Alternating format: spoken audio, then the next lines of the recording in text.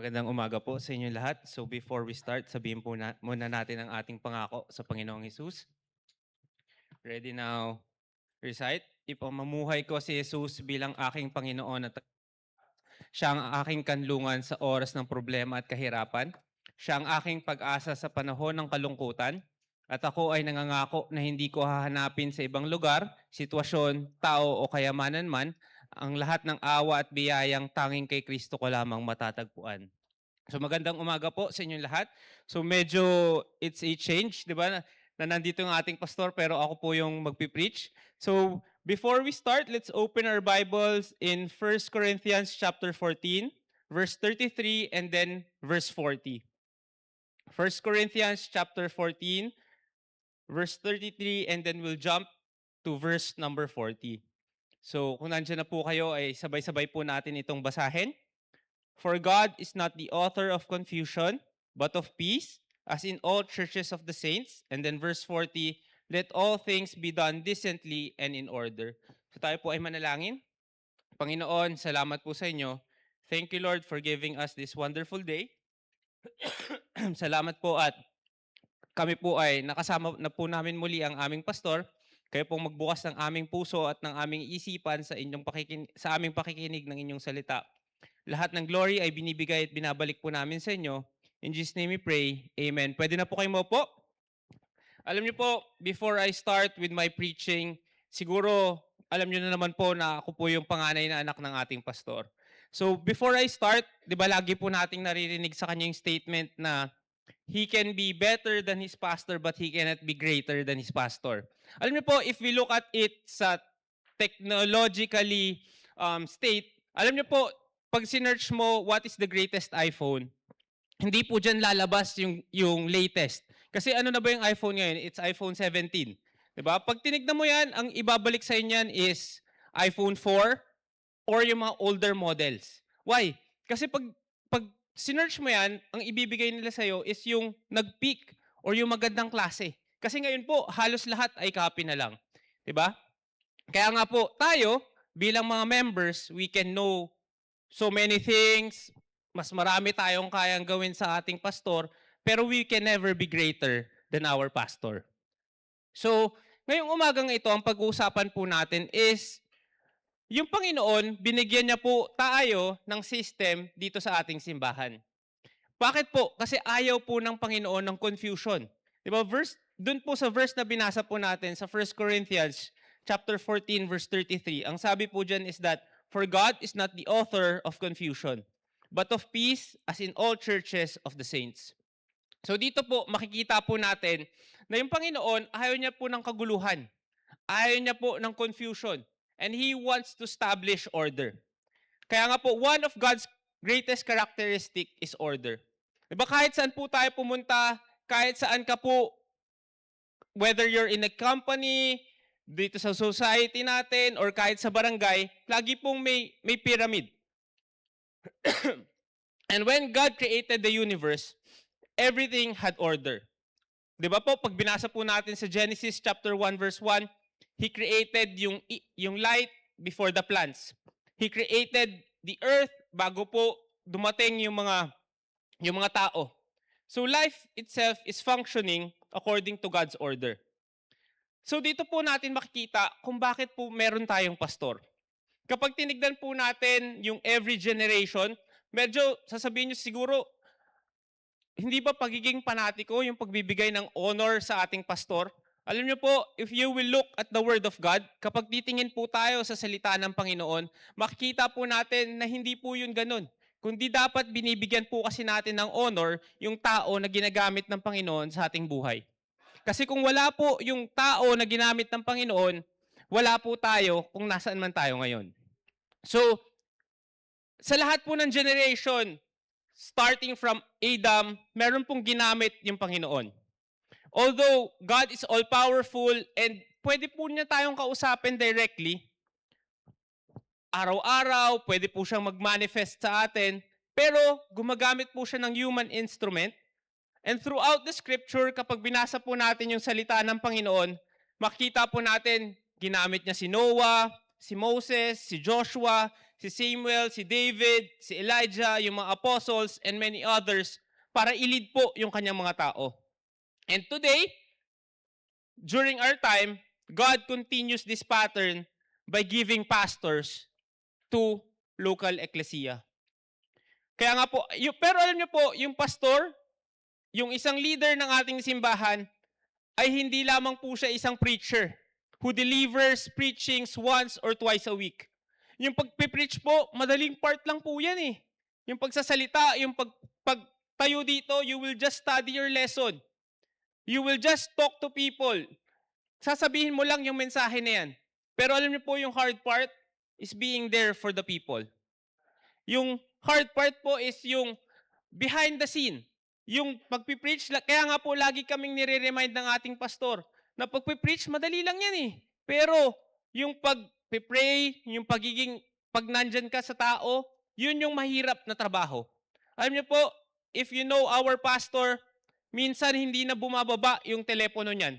Diba? May kakausapin siyang pastor, may kakausapin siyang member, may pupuntahan siyang isang lugar. Kaya po, ang pagiging isang pastor, di ba maraming sabi, sana ako na lang yung pastor dyan eh. Madali pong sabihin, pero mahirap pong gawin. Madaling pangarapin, pero mahirap pong gawin. He is a shepherd, an overseer, teacher po, counselor, tagapagbantay sa atin, and a servant of God na in-entrust po tayo sa kanya ng Panginoon. Pero alam niyo po, during this time, we live in a time na yung authority po ng mga tao, not just in our church, but in society in general, is often questioned. Diba? Yung mga leadership is criticized and yung commitment po is easily abandoned. Bakit po? Kasi yung society po natin teaches independence. Diba? Na kaya mo yan, wag mo nang gawin, wag mo nang sundin, kaya mo naman mag-isa eh. Diba? Kaya nga po, diba sa work, minsan yung mga tao, pag hindi na nila gusto yung boss nila, anong gagawin nila? Aalis na, magre-resign. Kapag ayaw na dun sa lugar nila, lipat na tayo. Bakit? Kasi ayaw ko dito eh. Pero dito po makikita natin that understanding God's design for pastoral leadership will help us appreciate yung pastor po natin. Not because he is a perfect man, but because he is God's gift to our ecclesia. Dahil regalo po siya sa atin dito sa ating simbahan. Sabi nga po sa Jeremiah chapter 3 verse 15, "And I will give you pastors according to mine heart, which shall feed you with knowledge and understanding." Hindi po ba kada linggo, sabi ko nga po sa inyo, every time na kahit wala po dito ang ating pastor at tumatayo po kami sa harapan ninyo, yung mga mensahe po na binibigay namin ay galing pa rin po sa kanya. Para po kami mga Grab food delivery riders. 'Di ba na ang nagluto is yung pastor natin, siya yung naghanda at kami lamang po yung nagbibigay. Kaya nga po, lahat tayo dito, we should acknowledge na yung pastor na meron tayo, kung hindi ka man member dito sa simbahan na to, yung pastor na meron ka is a gift from God para sa iyo. The pastor is God's gift at hindi lang po ito invention ng tao. Kaya nga po, we should understand bakit po ba in-establish ng Panginoon tong leadership na to. Because number one, based dun sa verse na binasa po natin, God's system is a system of order and not confusion. Ayaw po ng confusion ng Panginoon.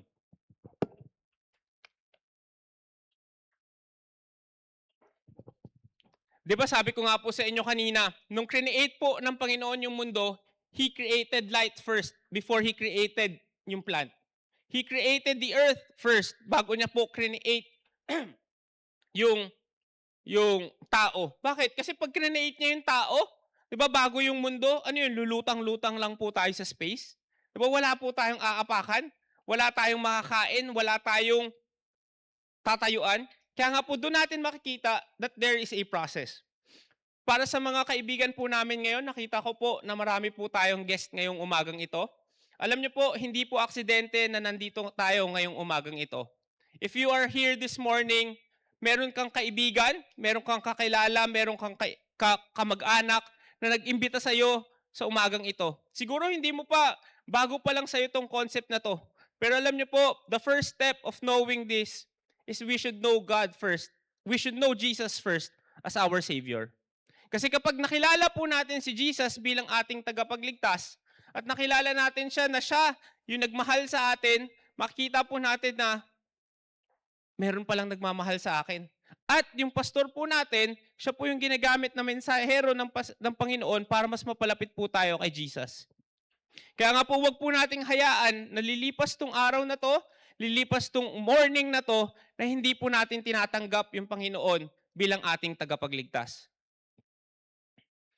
So, dun po sa verse na binasa po natin, ito po yung sulat ni Paul para sa mga tiga-Corinth.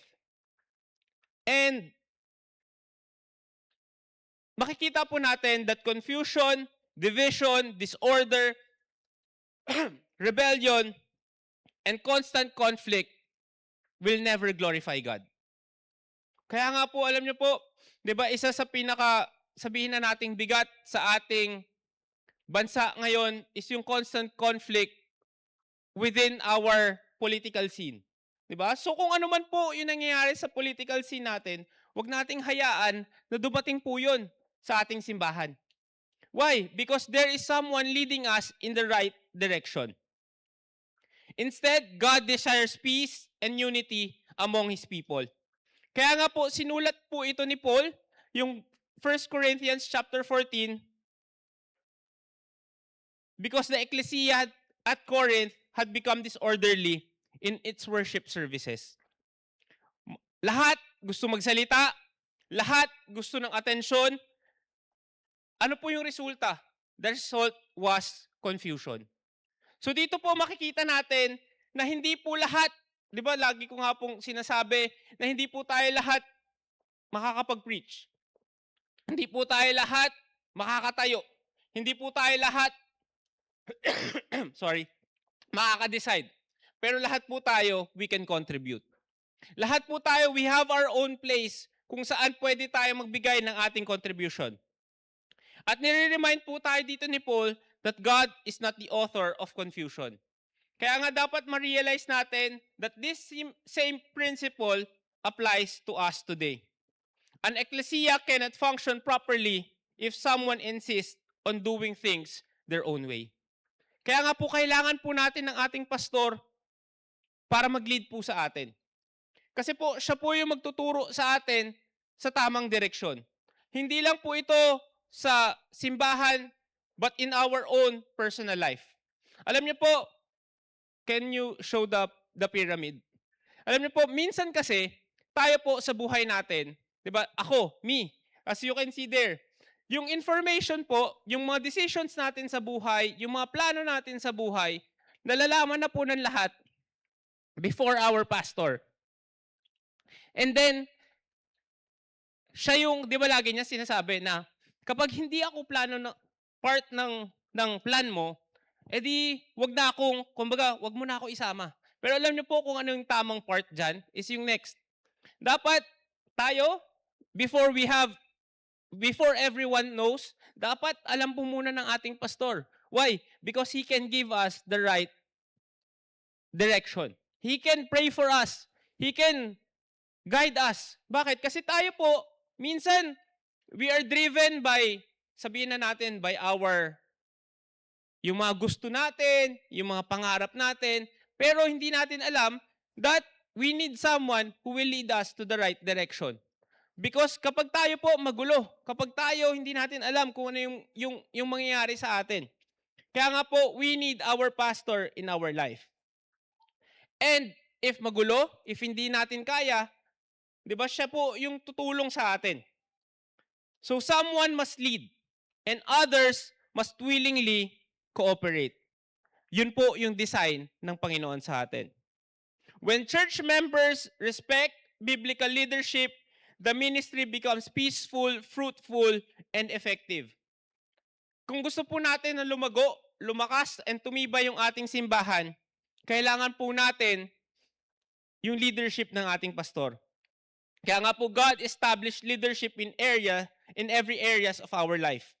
Sabi ko nga po sa inyo, di ba, God is a God of authority. He has established leadership in every institution na create niya po. In government, di ba, meron tayong sa lower level, meron tayong mga barangay, and then we have city, and then we have yung pang lalawigan, and then national. Di ba? Kasi po, sabi nga sa Romans chapter 13 verse 1, let every soul be subject unto the higher powers, for there is no power but of God, but the powers that be are ordained of God. Alam niyo po, 'di ba minsan sabi niyo, hindi, si God lang 'yung sinusunod ko. Hindi ko susundin 'yung local na batas. Ano mangyari sa iyo? Makukulong ka. 'Di ba, halimbawa magda-drive ka, hindi, bibilisan ko 'to. 'Di ba bakit? Kasi nandiyan, si God lang 'yung sinusunod ko eh. Hindi naman po pwedeng gano'n, 'di ba? We should follow kung ano 'yung itinakdang batas sa atin. And then next is in our home. Sabi sa Ephesians chapter 5 verse 23, for the husband is the head of the wife, even as Christ is the head of the church, and he is the savior of the body. Diba sa bahay, 'di ba? Yung husband, siya po yung leader ng bahay. Pero alam niyo po, 'di ba leader yung husband? Pero yung nagdadrive sa leader, yung mga asawa. 'Di ba? Kapag hindi po, kumbaga kapag hindi pinayagan, hindi makakagawa, 'di ba? So partnership po 'yon pagdating sa family po natin. And the next is God designed the family with leadership and responsibility. Alam niyo po, yung leadership does not mean superiority. It means accountability before God. Yung pastor po natin, God will hold him accountable sa bawat isa sa atin. Bakit? Kaya nga po, di ba, every time merong wala, every time na merong absent, he will always ask us. Every time after the service, when we have meetings, lagi niya sasabihin, oh, nasan to si member na to? Nasan to? Ba't hindi natin nakita? Why? Because he is accountable for every one of us. Kaya nga yung decisions natin, yung mga ginagawa po natin, will affect him. Bakit? Kasi in-entrust po tayo ng Panginoon sa Kanya. And if He will tell us na, huwag mong gawin yan, or He will tell us na ito yung gawin mo, or He will guide us to this direction, dapat sundin natin. Why? Because He is the one that God assigned to us. Na, ito yung gawin natin. Alam niyo po, di ba, lagi niya naman po sinasabi, every time na I will make a decision, I will always consult Him. Lagi kong tinatanong, di ba, yung mag-change ako ng trabaho, lagi nga, for the past 8 years na nandun ako sa past company, di ba, lagi kong sinasabi, Dad, try kong mag-resign. Lagi niya sinasabi sa akin, hindi, mag-stay ka lang dyan. Bakit? Kasi hindi trabaho yung magbibigay sa'yo ng blessing, kundi yung pagiging faithful mo sa Panginoon. So, yung mga ganong klaseng desisyon, if wala kang pastor, if walang nagli-lead sa'yo spiritually, you will not make those wise decisions. Yes, you can make smart decisions, but you cannot make wise decisions. Yung smart decision is based on your knowledge, based on your skills, based on your talent. But the wise decision comes from the wisdom of God. And yung skills, yung talent, yung kakayanan mo will only lead you to a certain point. But yung wisdom coming from the man of God will lead you to the right direction. Alam niyo po, magkaiba po yun eh. Magkaiba po yung direksyon na gusto mo sa direksyon ng Panginoon. And hindi po natin madidetermine yan kung wala pong nagli-lead sa atin. Kung wala pong nagtuturo sa atin. Kaya nga, di ba, in the home. And the next, yung mga children, if nandun ka pa sa lugar ng iyong magulang, we should always obey our parents. Ephesians chapter 6 verse 1. Alam niyo po, kami ay meron ng pamilya. Pero every time meron kaming gagawin, every time na meron kaming pupuntahan, we still seek yung approval ng aming pastor, ng aming parents. Marami po sa atin, di ba, yung mga bata, hindi alam ng magulang kung saan pumupunta, hindi alam ng parents kung ano yung ginagawa. Wala pa nga tayong napapatunayan. Feeling natin, kaya na natin. Alam niyo po, iba po yung mundo kapag ikaw na yung magulang.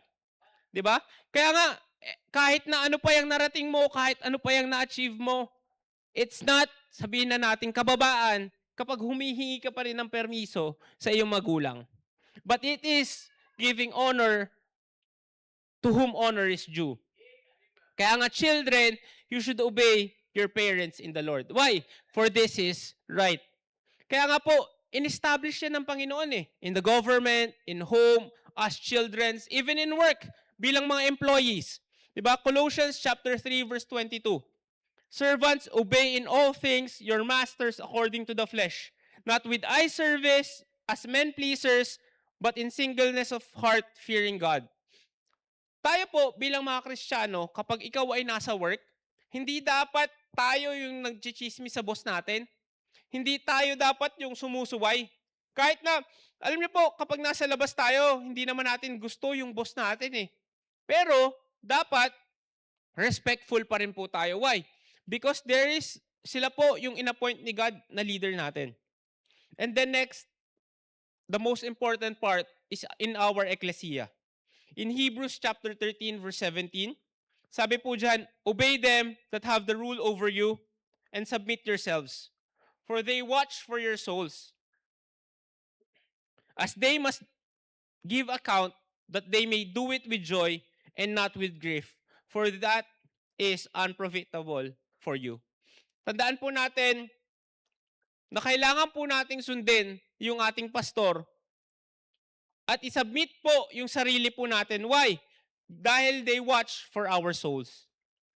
And they will give an account para sa mga actions na ginagawa po natin.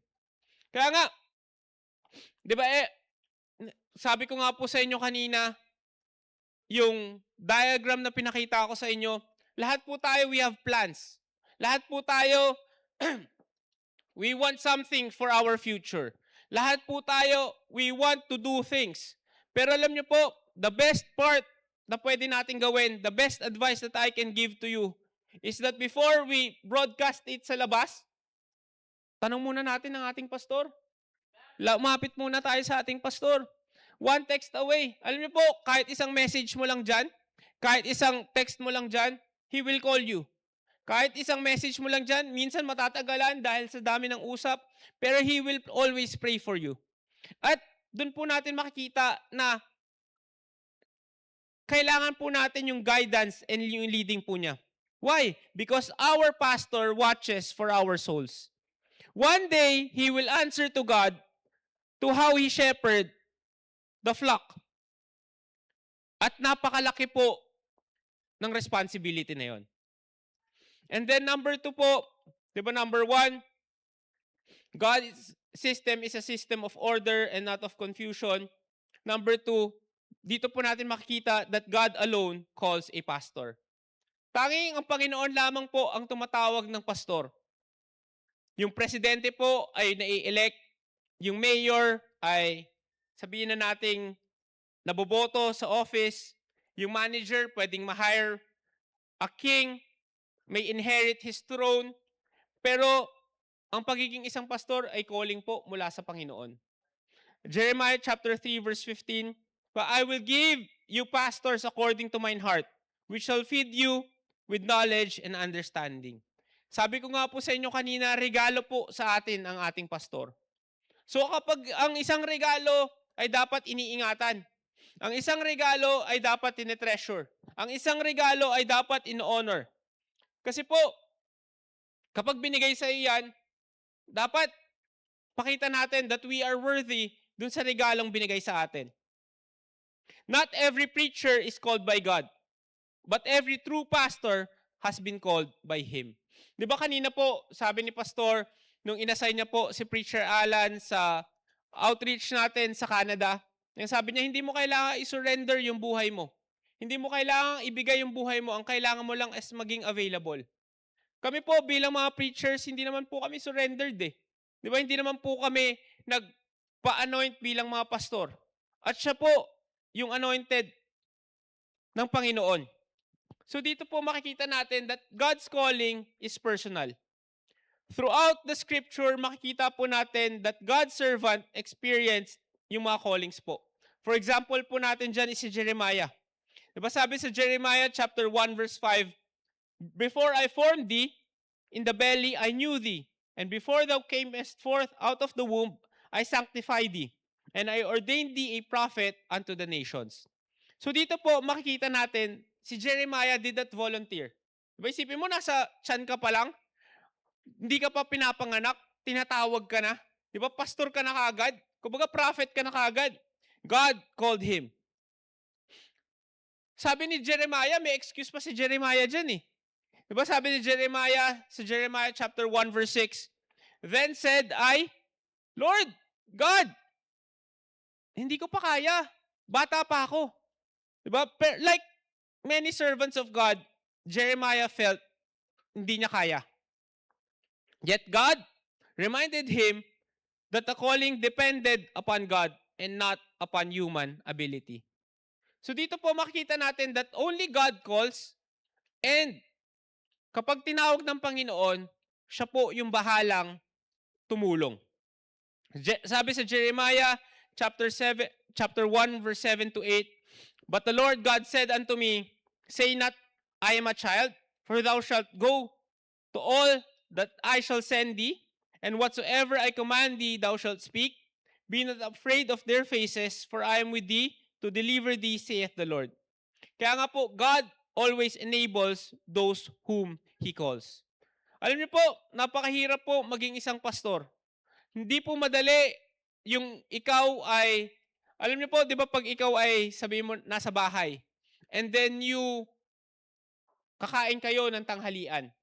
Di ba kapag ikaw ay isang nanay, nagpe-prepare ka ng pagkain, di ba minsan, hirap ka ng mag-isip ng ulam eh. Di ba? Adobo, tinola, sinigang, tapos, ano pa ba pwede nating ulamin? Parang hirap ah. And then isipin niyo po pagdating sa simbahan.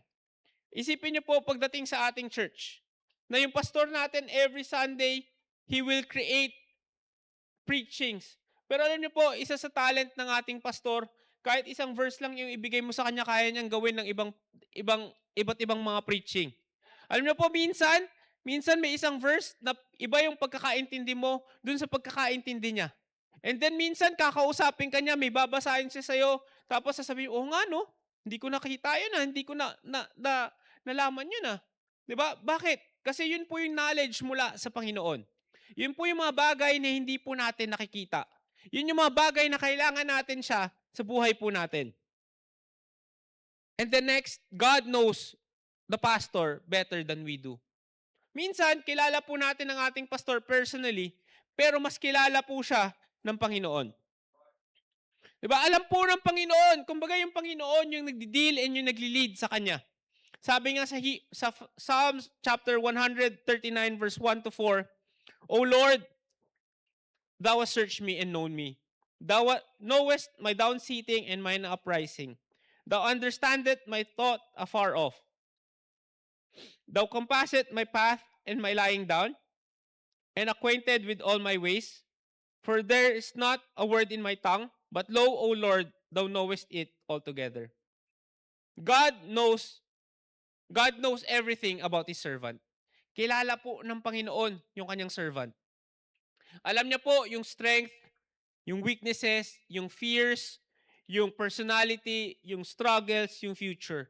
Wala pong surprise mula sa Panginoon.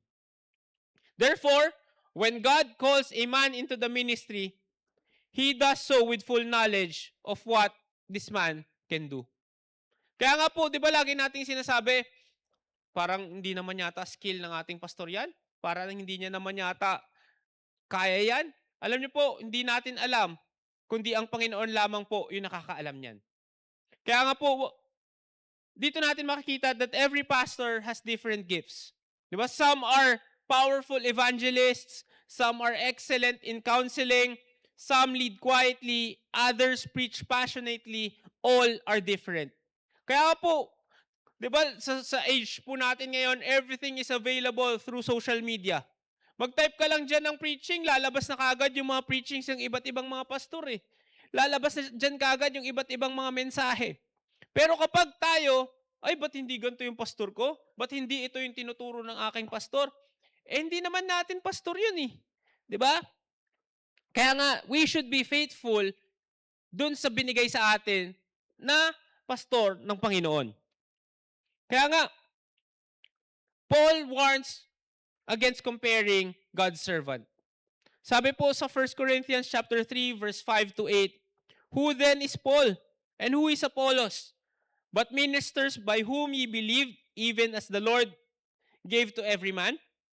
I have planted, Apollos watered, but God gave the increase.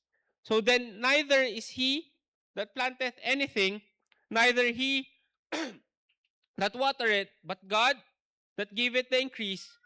Now he that planteth and he that watereth are one, and every man shall receive his own reward according to his own labor." So dito po makikita natin that one plants, another waters, but only God gives the increase. Hindi po natin pwedeng ikumpara yung ating pastor sa ibang pastor. Bakit? Kasi iba't iba po yung karakteristik nila. Iba't iba po yung kinalakihan nila. Alam niyo po, isa po sa sabihin ko ng pinaka-thankful ako sa ating pastor is that he gave me and my brother yung chance na i-explore, kumbaga mag-aral sa labas. Kasi alam niyo po, pagdating sa ibang mga anak ng pastor, especially pag lalaki, automatic ka agad. Bible school na kagad eh. Diba? Automatic na kagad na mag-aaral ka kagad sa Bible school. Pero alam niyo po, di ba? Binigyan niya kami ng chance to pursue yung makagraduate ng college. And from there, di ba sabi ko nga po, alam niyo po, pag naging anak ka ni Pastor Joey, parang hindi mo na po kailangan mag-aral ng Bible school. Kasi po, starting nung bata kami, di ba, every night, lagi kaming may devotion. Every morning, meron yan. And every time we have na chance mag-usap, meron pa ring Bible na turo yan. And he is teaching us yung mga doktrina ng simbahan. Tinuturuan niya kami kung ano yung kailangan naming gawin. Alam niyo po, yun yung isa sa pinaka-thankful ako. Kasi, di ba, pwede namang sabihin, Bible school ka na lang dyan. Di ba? Tapos, wala namang pong masama doon. Don't get me wrong po, wala pong masama doon. Siyempre, walang masama na i-heed mo yung calling ng Panginoon. Pero siyempre, iba pa rin po yung meron kang knowledge and meron kang skill na makukuha mo and magagamit mo for the furtherance of the gospel. Diba? Kaya nga po, di ba si Pastor lagi niyang sinasabi, nag-graduate din siya sa school. Graduate siya ng college. And dahil dun sa knowledge na meron siya, kaya alam niya yung ginagawa niya sa ministry. Kasi po, hindi po madali pag ikaw ay nasa ministry. Maraming mga pastor ang gustong umayaw. Maraming mga pastor yung gustong sumuko. Maraming mga pastor yung gusto nang mag-quit. Pero alam niyo po, marami po sa kanila yung hindi nag-quit dahil sa ating pastor. Because of the encouragement that he gives to them. Kaya nga po, sometimes, if we compare our pastor, it will lead to more dissatisfaction. It will lead to division. It will lead to ungrateful spirit. Instead of asking, why our pastor is not like someone, we should thank God for the unique gifts that He has given to our pastor and to the ministry that He has placed to us. Kaya nga po, dito natin makikita that God knows our pastor's weakness, pero yet He still calls him. Diba? Alam naman ng Panginoon yan eh. Pero tinutuloy pa rin ng Panginoon. Why? Because no pastor is perfect. Diba? Wala pong pastor ang perfect. Moses struggled with fear. Elijah became discouraged. Jonah ran from God's will. Si Peter, dinenay niya po si Jesus Christ. Si Paul called himself the chief of sinners. Yet, God still used them. Doon pa lang po makikita na natin na yung Panginoon, ginagamit niya yung mga tao kahit na may weakness. 1 Timothy chapter 1 verse 12, ano sabi dyan? And I thank Christ Jesus our Lord, who hath enabled me. For that He counted me faithful, putting me into the ministry. Christ hath enabled me. Alam niyo po, yan po yung motto ng ating pastor. Diba na every time, lagi niyang sinasabi, ano to power to ng Holy Spirit, hindi ko to kaya kung wala yung Panginoon. Lagi niyang ina-acknowledge na without God's guidance, He can never do, without the grace of God, He can never do kung ano yung mga bagay na ginagawa niya. Alam niyo po, God does not call perfect men. He perfects the men He calls through His grace and the work of the Holy Spirit. Hindi po siya tumatawag ng perfect na tao, kundi He perfects the man He calls through His grace and through the work of the Holy Spirit. So this should change how we view our pastor. Ano po yung kailangan natin gawin? Ang kailangan po natin gawin is we should pray for our pastor instead of comparing or criticizing him. Tayo po ang dapat unang nagpipray sa ating pastor. Every pastor has areas in which he is growing. Kahit na matagal na po nating pastor, si Pastor Joey, he's still growing. And if we see weaknesses in our pastor, our first response should never be criticism, but always prayer. Sabi po nga po ni Paul sa 1 Thessalonians chapter 5 verse 25, Brethren, pray for us. Panalangin po natin, ilapit po natin sa Panginoon. Why? Tandaan niyo po, every one of you, kaming po mga preachers, minsan nakakalimutan po namin yung mga pangalan nyo eh. Pero siya po, He prays for you every day. By name. Yung work mo, yung ginagawa mo, yung pinag-aaralan mo. Kaya nga di ba lagi niyang sinasabi, kung hindi mo ko update, hindi ko alam kung ano yung ipagpipray ko sa'yo. Di ba? Kaya nga po, bakit niya laging sinasabi yung statement na yun? Because He prays for us every day. And as a way of repayment, dapat tayo rin po, pag-pray po natin yung ating pastor. Why? Because it is not easy sa kanya na ilid po tayo. Hindi po easy yung buhay ng pagiging isang pastor. So, dun po natin makikita na God continues to use faithful pastors today. Not because they are flawless, but because they are willing instruments in His hands. Siya po yung instrumento na ginagamit ng Panginoon para po sa atin. Siya po yung ginagamit ng Panginoon para pakainin tayo, para i-guide tayo, para i-nourish po tayo. Kaya nga po, for this reason, tayong mga believers, we should guard our hearts against critical or comparative spirit. Hindi po yun makakaturo at makakatulong sa ating simbahan. The greatest encouragement that our pastor can receive is seeing yung tao na nililid niya po is growing in their love for Christ, obeying God's word, living holy lives, sharing the gospel, serving one another, and remaining united in faith. Wala pong mas magandang regalo sa ating pastor na tayo po ay nananatili at tayo po ay naglilingkod. Tandaan po natin, sabi po sa 3 John verse 4, I have no greater joy than to hear that my children walk in truth. Yun po yung gusto ng ating pastor. Na tayo po ay patuloy na naglalakad. Yung gifts, secondary na lang po yan eh. Yung mga binibigay po natin, kundi yung buhay na nagbago, yung mga pamilya na naayos, yung mga bata na nagpatuloy, yung mga family, yan po yung joy na pwedeng nating ibigay sa ating pastor. Kaya nga po, if we want to encourage our pastor, if we want our pastor to be happy, to smile, and to enjoy his life, we should remain faithful sa salita ng Panginoon. So tayo po ito may lahat.